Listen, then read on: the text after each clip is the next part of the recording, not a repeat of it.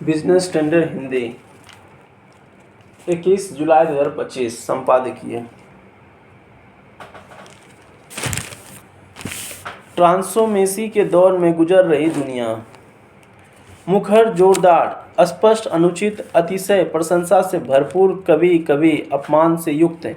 इसे ट्रांसफॉर्मेशन कहते हैं, परंतु इसका उद्देश्य वही है, अमेरिका वर्चस्व को कायम रखना। अमेरिका को फिर से महान बनाने के नाम पर राष्ट्रपति डोनाल्ड ट्रंप ने दुनिया को उन हिस्से में अमेरिका के विरोध को नए सिरे से जन्म दे रहा है जहां सुप्रस्थावस्था में पहुंच गया था। तब तक उनका तरीका यही रहा कि सहयोगियों को सार्वजनिक रूप से मार्कों उड़ाना और विरोधियों के साथ पींगे बढ़ाना। भारत की बात करें तो वह बार बार यह दावा कर रहा है कि उन्होंने भारत पाक जंग रुकवाई और मध्यस्थता की। इन दावों ने उसे पुराने जख्मों को कुरेद दिया जो भारत पाकिस्तान को एक समान पल्ले पर रखने दे दिए थे। वाम रुझान वाले और मोदी विरोधी विचारकों को मानने वालों में खामोश जश्न का माहौल है।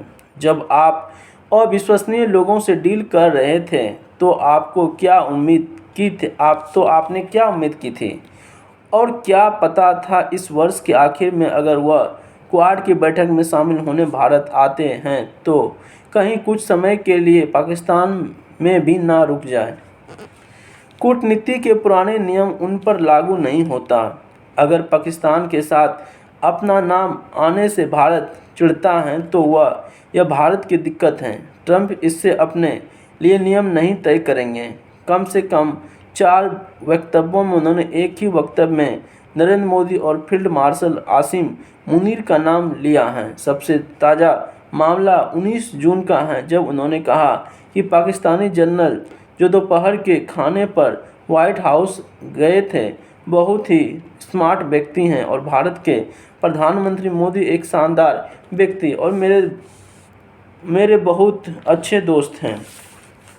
इस तरह उन्होंने एक बार फिर हमें पाकिस्तान के साथ बराबरी पर रखा और अब मोदी और मुनीर को एक साथ रख रहे थे। क्या बदकिस्मती है। हमें गहरी सांस लेने और मुस्कुराने की सलाह दूंगा। अगर ट्रंप मुनीर को मोदी के बराबरी पर रख रहे हैं तो सबसे अधिक शिकायत क्या शहबाज शरीफ को नहीं होनी चाहिए? आखिर बतौर प्रधानमंत्री उन्होंने ही तो मुनीर को फील्ड मार्शल बनाया। कम से कम औपचारिक तौर पर तो अभी भी फील्ड मार्शल ही प्रधानमंत्री को रिपोर्ट करता है। यहाँ तक कि ऑपरेशन सिंदूर के दौरान भी शरीफ को केवल अमेरिकी विदेश मंत्री मार्को रूबियो से बात करने को मिला, यानी भारतीय विदेश मंत्री एस जयशंकर के समकक्ष से। ऐसे में अगर किसी को दुखी होना चाहिए तो वह शरीफ। अब तक किसी अमेरिकी नेता ने पाकिस्तान की हकीकत और उसके पाखंड को उतने मुखर और सच्चे ढंग से नहीं उजागर किया जितने कि ट्रंप ने। इस पर शांति से विचार करें। दशकों तक भारत का कहता रहा कि पाकिस्तानी लोकतंत्र तमाशा है और असली शक्ति सेना के हाथों में है। पाकिस्तान के साथ अपनी मोहब्बत में ट्रंप उसी बात को और पुष्ट करते आ रहे हैं। एक तरफ से वह भारत का ही काम कर रहे हैं। ट्रंप के पूर्ववर्ती मूर्ख नहीं हैं। उन्हें पता था कि लेकिन फिर भी वे इन तमाम दशकों के दौरान पाकिस्तान में लोकतंत्र बहाली की कोशिश करते रहे। ट्रंप अब एक्स या ट्रूथ सोशल पर जब अपने ही वफादार समर्थकों को फटकार लगाते हैं अपने प्रिय शब्द बकवास के द्वारा, तब कोई बकवास नहीं करते बल्कि सीधी बात करते हैं। किसी भी देश में जिसका भी शासन हो वह उससे निपट लेंगे। समय के साथ साथ भी उनका यही रवैया होनी चाहिए। अगर ट्रंप घरेलू राजनीति को यूं ही सोशल मीडिया पोस्ट के चलाते रही जिसकी वर्तनी और व्याकरण इतनी खराब होती हैं कि वे हमारी यूपीएससी परीक्षा के प्रीलिम्स में ही फेल हो जाएंगे, तो फिर भला वे कूटनीति को जरा भी तवज्जो क्यों देंगे? वह पुरानी संकेतों वाली कूटनीति से बोर हो गए हैं, जहां निजी तौर पर कुछ कहा जाता है और सार्वजनिक रूप से कुछ और। बात केवल यह है कि बात केवल यह है कि भरोसा नहीं किया जा सकता। उदाहरण के लिए नाटो महासचिव और पूर्व डच प्रधानमंत्री मार्क रूट का ट्रंप को लिखा गया चापलूसी भरा नोट आपको याद होगा, जिसका ट्रंप ने तुरंत स्क्रीनशॉट लिया और सार्वजनिक कर दिया। यूरोपीय लोग सन्न रह गए। वह यही चाहते हैं, स्तंभ कराना और विस्मय कराना दुनिया को। यह सब और अमेरिकी की ताकत महसूस करनी चाहिए और इसे स्वीकार करनी चाहिए। रट ने तो अपने नोट में चापलूसी की हद पार कर दी और नाटो के नेताओं से कह डाला कि ट्रंप को अपने पिता के रूप में देखें। जब कभी आप परेशान महसूस करें तो देखिए ट्रंप अपने करीबी सहयोगियों के साथ कैसा व्यवहार करते हैं। उन्होंने कनाडा को आमंत्रित किया कि वह अमेरिका का राज्य बन जाए और पूरी सुरक्षा, शून्य टैरिफ और कम कर देंगे का लाभ दें। उन्होंने जस्टिन ट्रूडो को गवर्नर कहकर पुकारा और नए प्रधानमंत्री मार्क कार्नी के सामने भी 51 राज्य का विचार रखा। यहाँ तक कि उनके नकारने पर भी ट्रंप ने हार नहीं मानी। क्या आप कल्पना कर सकते हैं कि ट्रंप मोदी के साथ बैठे और उनसे कह दे कि मेरा ख्याल है कि आपको कश्मीर का हज़ारों साल पुराना युद्ध खत्म करनी चाहिए। दोनों पक्षों के पास जो है उसी में खुश रहिए। ध्यान रहे कि वे कनाडा से इससे भी बुरी बात कह चुके हैं। जब वह चाहते हैं कि हमास लड़ाई रोक दे तो कहते हैं कि गाजा को अमेरिकी को तोहफे में दे दिया जाएगा और वह वहां एक बेहतरीन रिवेरा बनाएंगे। वह एआई से बनी तस्वीर पोस्ट करते हैं जिसमें वह समुद्र तट पर आराम फरमा रहे हैं। वह ईरान से बातचीत कर रहे थे, लेकिन जब इजरायली हमले हो रहे तभी वह भी बमबारी करते हैं। इसके बाद उन्होंने अपनी करीबी साझेदार इजराइल से कहा कि वह अपने बमबर्षक विमान वापस बुला लें। अब वह ईरान से बातचीत दोबारा शुरू करना चाहते हैं और अब्राहम समझौता का विस्तार करते हुए सऊदी अरब को भी इसमें शामिल करना चाहते हैं। वह जेलेंस्की को सार्वजनिक रूप से अपमानित करते उन्हें त्याग देने का दिखावा करते हैं। इस बात पर जोर देते हैं कि खनिज सौदे के बदले उन्हें संरक्षण दिया जाएगा। वह नाटो को डराने के लिए पुतिन की तारीफ करते हैं और उसके बाद खुद को उनसे नाराज हो जाते हैं। अब वह यूरोप से नए हथियारों की कीमत चुकाने को कह रहे हैं। इसे ही ट्रम्पमेसी कहते हैं। मुखर, जोरदार, स्पष्ट, अनुचित और अतिशय प्रशंसा से भरपूर, कभी कभी अपमान से युक्त, परंतु व्यापक लक्ष्य एक ही है, अमेरिका को श्रेष्ठता का विचार। उनके प्रशंसक उनके इस अंदाज को पसंद करते हैं। उनका हालिया गुस्सा विशुद्ध रूप से घरेलू मुद्दे पर है। उदाहरण के लिए स्टीफन फाइल्स जारी होने से उनका इनकार। अमेरिका के दोस्त उन्हें ठुकराए हुए प्रेमी की तरह नहीं छोड़ सकते। उन्हें अमेरिकी की ज़रूरत है। इसी सप्ताह वॉल स्ट्रीट जर्नल ने एक शानदार स्टोरी प्रकाशित की जिसमें इस बात को लेकर जानकारी दी गई कि कैसे यूरोप के लोग उन्हें अपने पाले में कर रहे हैं। इसके लिए उनके परिवार और मित्रों को तोहफे दिए जा रहे हैं, अपमान पर मुस्कुराया जा रहा है वगैरह। वहीं उनके शत्रु अगले कदम की प्रतीक्षा कर रहे हैं। चीन जैसे देश जिसके पास अहम खनिज संसाधन हैं, वे शांत हैं। उन्हें पता है कि यूक्रेन में शांति हो या नहीं, लेकिन ट्रंप उन पर असामान्य शुल्क दर के साथ हमला नहीं करेंगे। ऑस्ट्रेलिया, जापान, दक्षिण कोरिया और भारत अपनी स्थिति देखें। भारत को सोचना होगा, अगर ट्रंप पाकिस्तान में रुकते हैं और बहुत पहले भुलाए जा चुके 2 देशों वाले नियम को दोबारा जिंदा करते हैं, तो क्या उनसे कहा जा सकता है कि वे फिर कभी आएं? दुनिया की नई हकीकत को स्वीकार कर रही हैं। अमेरिका में ट्रंप के आलोचक कहते हैं कि उनकी नीतियां चीन को दोबारा महान बना रही हैं और इस बात में दम है। उनकी नीतियों के अनजाने परिणाम सामने आ रहे हैं। दुनिया ट्रंप के बारे में दो बात समझती हैं। पहली, अनिश्चितता, बेतुकी बातें करना और नीति निर्माण में अव्यवस्था। दूसरा, वह हमेशा नहीं रहने वाला। ज़्यादा से ज़्यादा 2026 से अंत तक उनका प्रभाव सिमट जाएगा। ऐसा नहीं होता तो वे भी ज़्यादा से ज़्यादा 2028 तक हम प्रतीक्षा कर सकते हैं। तीसरी बात, हम सभी को यह सोचने की ज़रूरत है कि उनकी नीतियों से अधिक उनके तरीके अस्थिरता पैदा करने वाले हैं। ऐसे में अच्छा यही होगा कि अगले कुछ वर्षों तक शांति से ट्रम्पलोमेसी का आनंद लिया जाए। शेखर गुप्ता जी, राष्ट्र की बात। अमेरिका की नीतियों की नकल खतरनाक, नीति नियम, मिहिर शर्मा।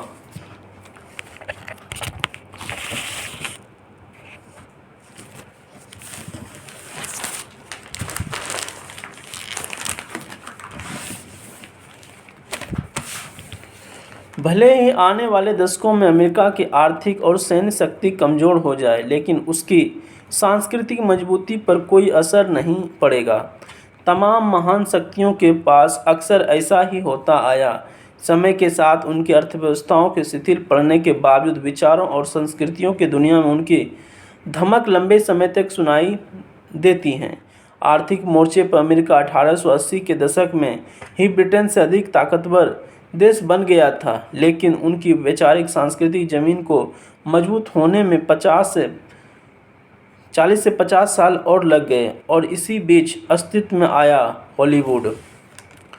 वैचारिक ताकत का तात्पर्य केवल फिल्मों और संगीत से नहीं, किसी महाशक्ति की आंतरिक क्रियाकलापों की कार्यशीलता किसी शेष दुनिया पर असर डालती हैं। इसका पता उस देश की आंतरिक राजनीतिक बहसों से चलता है। किसी न किसी रूप में यह बहसें धुरी का काम करती हैं, जिसके इर्द गिर्द अन्य देश की राजनीति घूमती दिखाई देती हैं। अमेरिकी राजनीति ने भिन्न सामाजिक और आर्थिक ढांचे वाले देश को किस तरह प्रभावित किया है, इस पर नज़र डालते हैं तो अमेरिका में नस्लीय उत्पीड़न का ऐसा कड़वा इतिहास रहा है जिसकी नज़ीर दुनिया में कहीं देखने को नहीं मिलती। ब्राज़ील जैसे कुछ अन्य देश भी आंशिक रूप से दास व्यापार प्रथा द्वारा निर्मित हुए थे और वहाँ भी कानूनी तौर पर गुलामी की प्रथा उतनी ही पुरानी थी जितनी अमेरिका में, यह शायद उससे भी पुरानी। लेकिन अमेरिका में जैसी दासता और संवैधानिक नागरिक अधिकार और पीढ़ियों से चली आ रही नस्लीय अलगाव की स्थिति रही, वैसा और कहीं नहीं हुआ। इसका मतलब यह है कि अमेरिकी राजनीति जिस प्रकार इस मामले से निपटती हैं अथवा उस पर प्रतिक्रिया व्यक्त करती हैं, वैसा कहीं और देखने को नहीं मिलता। इसे ऐसे भी कह सकते हैं कि जब अमेरिका में ब्लैक लाइव्स मैटर्स विरोधी प्रदर्शन या व्यापार स्तर पर युवा हिस्पैनिक पुरुष, लैटिन अमेरिकी देशों के स्पेनिश भाषा लोग डोनाल्ड ट्रंप का समर्थन करने जैसे नस्लीय आक्रोश फूटते हैं, तो ये एक बेचैनी समाज में उभरती बहुत ही अलग तरह की नस्लीय सहमति का रूप सामने आता है। जातीय नस्लीय तनाव के जूझते अन्य देश इससे बहुत सीख नहीं ले सकते हैं। यूरोप में नस्लीय अल्पसंख्यक को अफ्रीकी अमेरिकी से एकदम अलग इतिहास रहा है। वहीं भारत में भी जातिगत भेदभाव है जिसकी तुलना अक्सर नस्लीय उत्पीड़न से की जाती है, लेकिन भारतीय जनता पार्टी का सफल हिंदुत्व एजेंडा दिखाता है वह एक अलग तरीके से इसे कैसे राजनीति के लिए अपने देश में किया जा सकता है।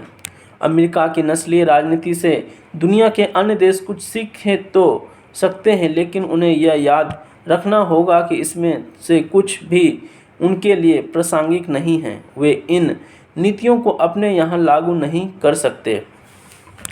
एक और चीज़ जो अमेरिका को खास बनाती हुआ है अपनी सरकार की भूमिका के प्रति उसका नज़रिया। कहा जाता है कि अमेरिकी लोग छोटी सरकार को पसंद करते हैं, कुछ हद तक सही भी हैं। अमेरिका में सरकारी खर्च सकल घरेलू उत्पाद का लगभग 36% हैं, जबकि जापान में 41%, स्वीडन में 47%। लेकिन यह भी सच है कि अमेरिका में बजटीय सीमा जैसी कोई अवधारणा नहीं है। Saint Louis Federal Reserve Bank के मुताबिक जीडीपी के प्रतिशत के रूप में इसकी संघीय सरकार का घाटा 6.3% है। ट्रंप सरकार का नया बजट विधेयक ऋण को बढ़ाने से रोकने का कोई वास्तविक योजना सामने नहीं रखता है, जिससे वह बोझ बढ़ता जा रहा है। लंबे और मजबूत वित्तीय इतिहास वाले अर्थव्यवस्था के मालिक ब्रिटेन समेत कोई भी देश ऐसी आर्थिक अनियमितता से बच नहीं सकता। फिर भी ऐसा माना जाता है कि औद्योगिक नीति से लेकर विनियमन और पूंजीगत लाभ कर तक अमेरिका की आर्थिक बहसों और धारणाओं का शेष विश्व की आर्थिक नीतियों पर असर पड़ता है। क्या अन्य देश वास्तव में इससे प्रभावित होते हैं, यहाँ तक कि उस समय भी जब लोक वित्त में सबसे महत्वपूर्ण बाधा माने जाने वाली सरकार की बजटीय सीमा पर लागू नहीं होती।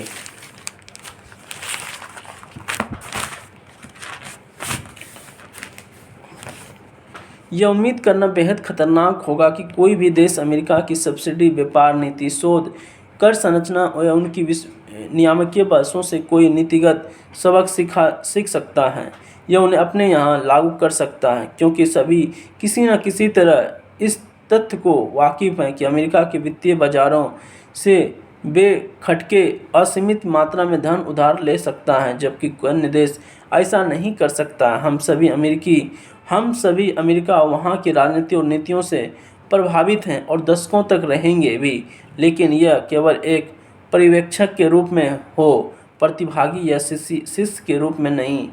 ऐसे में कतई ना हो।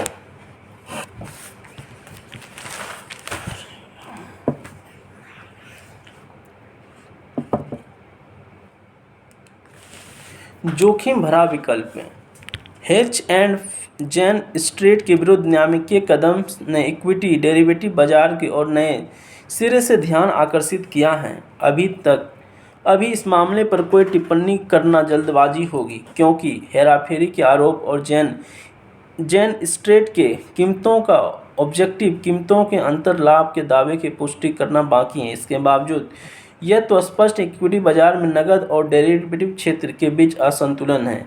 हेज फंड तथा अनुभवी व्यापारी इसी का फायदा उठाने की कोशिश कर रहे हैं, जैसे कि भारतीय प्रतिभूति एवं विनिमय बोर्ड यानी सेबी के एक वरिष्ठ अधिकारी ने हाल ही में कहा कि डेरिवेटिव बाजार का नॉमिनल टर्नओवर नकद बाजार से 350 गुना है और यह कोई सामान्य हालात नहीं है। देश का कुल बाजार पूंजीकरण, जहां उसे आकार में दुनिया का 5वां सबसे शेयर बनाता है, वही डेरिवेटिव मार्केट मात्र दुनिया का सबसे बड़ा बाजार। खुदरा ट्रेडर्स बेहतर रिटर्न की उम्मीद में बड़ी संख्या में वायदा एवं विकल्प कारोबार में पैसा लगाते हैं। हालांकि सेबी की कई अध्ययन बताते हैं कि 90% से अधिक खुदरा ट्रेडर्स को वायदा एवं विकल्प क्षेत्र में अपना पैसा गंवाना पड़ता है। वर्ष 2024-25 में उनका समग्र नुकसान 1 लाख करोड़ रुपये से अधिक था। डेरिवेटिव एक ऐसा क्षेत्र है जहाँ कुछ ट्रेडर्स को जितना लाभ होता है वही बाकियों को उतना ही नुकसान होता है। इस आकलन में विनिमय शुल्क और करों को घटाया जा सकता है। यह सच है कि इस धन को शेयर जैसी अधिक उत्पादक परिसंपत्तियों में निवेश के माध्यम से दीर्घकालिक पूंजी वृद्धि को लक्षित करने में अधिक लाभप्रद ढंग से लगाया जा सकता है, बजाय इसके इस विकल्पों जैसी परिसंपत्तियों में लगाया जाए, जिनमें से एक निश्चित तारीख पर सौदे काटने के होते हैं। यही वजह है कि नियामकों ने खुदरा कारोबारियों की कई चेतावनी दी है और डेरिवेटिव कारोबार के जोखिम के बारे में बताया है।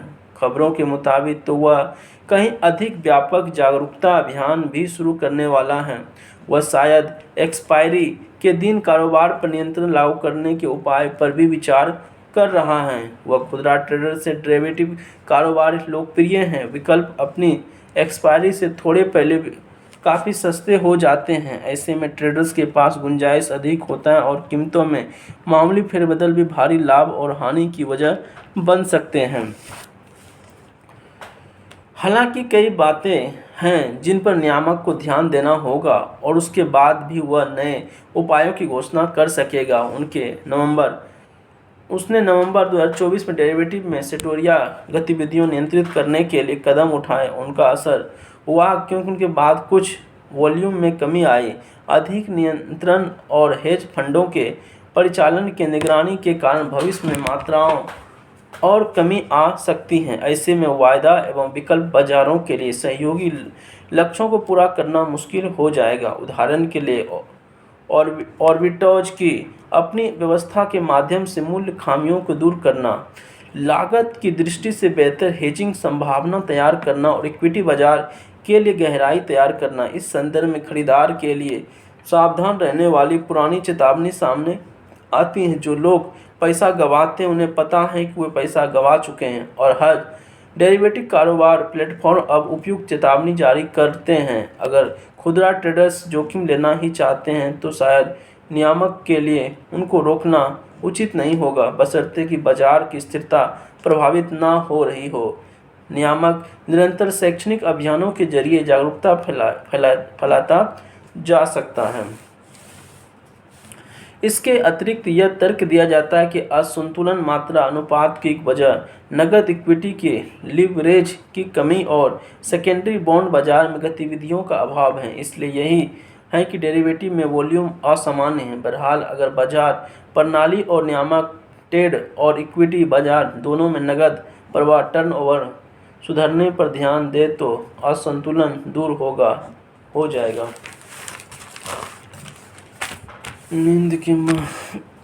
अमेरिका में टैरिफ समझौते पर ध्यान रखे भारत। रिपोर्ट अपने शर्तों पर अमेरिका से बात करे।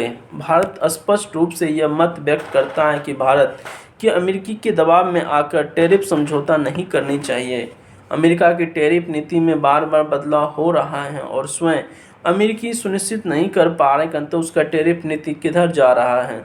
छोटे देशों की व्यवस्था हो सकती है, उनकी आवश्यक आपूर्ति श्रृंखला विकसित देशों पर अधिक निर्भर होती हैं, जबकि उनके पास निर्यात में सीमित अवसर हैं। इसके अतिरिक्त उन पर वैश्विक दबाव भी अधिक हो सकता है। ऐसे में इंडोनेशिया या अन्य पूर्वी एशियाई देशों में टैरिफ नीति के समझौते की तुलना उचित नहीं है। संभवतः अमेरिका भारत के साथ अपने पक्ष में ट्रेड सरप्लस चाहता है, जो अभी भारत के पक्ष में डोनाल्ड ट्रंप उच्च कर व्यवस्था में विश्वास करते हैं और वह इसको हथियार के रूप में इस्तेमाल करना चाहते हैं, परंतु इसके लिए उनको अपने पूर्व राष्ट्रपति रोनाल्ड रीगन से सीख लेनी चाहिए। भारत के उद्योग और औद्योगिक कॉरपोरेट अब आत्मनिर्भर की ओर आगे बढ़ रहा है, परंतु अब टैरिफ संबंधी समझौते की अपनी सीमाएं भारत को स्पष्ट दिखाई देने लगी हैं।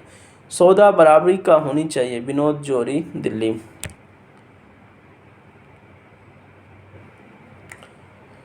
मानव निर्मित कारकों पर नियंत्रण बेहद जरूरी। हमारे देश की स्थिति भौगोलिक रूप से अधिक विविधता वाली है। इनमें से एक और हिमालय जैसे पर्वत शिखर तो दूसरी और बड़े बड़े समुद्र तट हैं। इसके अतिरिक्त सदाबहार से लेकर मौसमी तक भारत में नदियों का विस्तृत संजाल मौजूद है। साथ ही भारत के मुख्य भागों में वर्षा की अवधि के वर्ष में निश्चित समय है। इसमें वर्षा ऋतु के दौरान बड़ी मात्रा में जल भराव एवं बाढ़ की समस्या का सामना करना पड़ता है। उपयुक्त भौगोलिक कारकों के अतिरिक्त मानवीय कारक भी इसके लिए जिम्मेदार हैं। यह भी ध्यान देने योग्य है कि प्रत्येक वर्ष आने वाली वर्षा जनित बाढ़ से बड़ी मात्रा में धन की हानि होती है। साथ ही इनसे सार्वजनिक नकारात्मक रूप से समाज का सबसे गरीब वर्ग प्रभावित होता है। इस आलोक में बाढ़ जैसी आपदा की रोकथाम तथा बाढ़ आने के बाद होने वाली हानि को कम करने के लिए जरूरी प्रयास किए जाने की आवश्यकता है। हालांकि विभिन्न सरकारी नीतियों एवं कार्यक्रम द्वारा बाढ़ के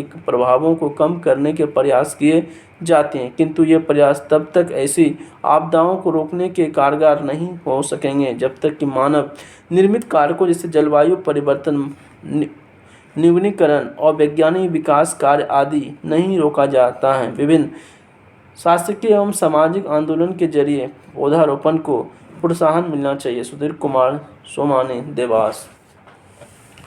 जापान की 248 दिवसीय ऊपरी सदन हाउस ऑफ काउंटर्स की आधी सीट के लिए रविवार की मतदान हुआ।